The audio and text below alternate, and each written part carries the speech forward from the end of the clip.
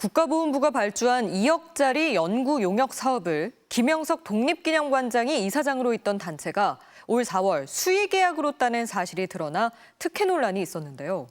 이 용역 사업이 어떤 것이었는지 연구 결과 보고서를 MBC가 입수했는데 제대로 된 연구가 있었는지 의심스러울 만큼 내용이 부실하다는 지적이 나옵니다. 조희형 기자가 단독 취재했습니다. 윤석열 대통령의 올해 3.1절 기념사. 무장 독립운동 말고도 교육과 문화 독립운동을 벌인 분들도 평가받아야 한다고 강조합니다. 저는 이 모든 독립운동의 가치가 합당한 평가를 받아야 하고 그 역사가 대대손손 올바르게 전해져야 한다고 믿습니다. 이는 과거 정부가 무장 독립운동만 평가한 채 나머지 독립운동들은 친일파로 몰아간 경향이 있어 균형이 필요하다는 뜻이라고 대통령실은 설명했습니다. 윤 대통령 발언 보름 뒤 나온 국가보훈부의 연구 용역. 국내 문화운동과 학생운동, 계몽운동에서 이름이나 공적이 잘 알려지지 않은 사람들을 발굴해 공적을 선양, 홍보한다는 내용입니다.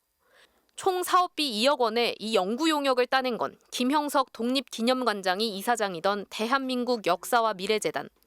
연구진은 불과 4개월의 연구 끝에 16명의 알려지지 않은 독립운동가를 선정했다며 최종 결과 보고서를 발간했습니다. 알려지지 않았다는 운동가는 과연 누구일까? 1905년 을사늑약으로 순국한 민영환, 물산 장려운동을 이끈 조만식, 고종이 파견한 헤이그 특사 대표 이상설, 독립협회와 신간회의 중심 인물 이상재. 모두 역사 교과서에 실려있는 누구나 아는 유명 독립운동가들입니다. 공적을 기재한 연구 보고서도 부실했습니다. 이상설의 경우 2007년 한 연구소의 보고서를 그대로 갖다 썼는데 당시 작성자가 이 연구 용역에도 그대로 참여했습니다. 과거 보고서를 추가 연구도 없이 그대로 갖다 쓴 게 아니냐는 의혹도 제기됐습니다. 참고 문헌만 제시하면 그 정도는 어느 대학생이든 다 쓸 수 있는 것이고. 연구 용역에는 특히 뉴라이트 인사들이 대거 참여했습니다.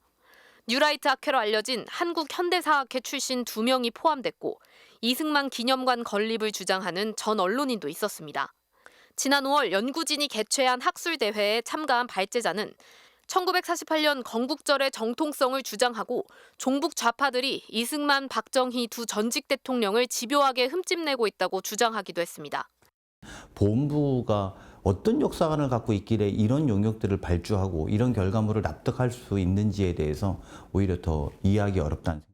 이에 대해 김형석 관장은 대답을 거부했고 당시 연구진은 4개월의 짧은 기간 동안 방대한 양을 압축하다 보니 어쩔 수 없었다고 해명했습니다. 일반 강의용으로 이렇게 쉽게 쓰려고 애를 많이 썼어요. 역사학계에선 국가보훈부의 이런 연구 용역이 홍범도 장군 흉상철거 움직임 등 해외 무장 독립운동의 의미를 축소하려는 뉴라이트 운동의 연장선상에 있는 것이라는 지적도 나오고 있습니다. MBC 뉴스 조희영입니다.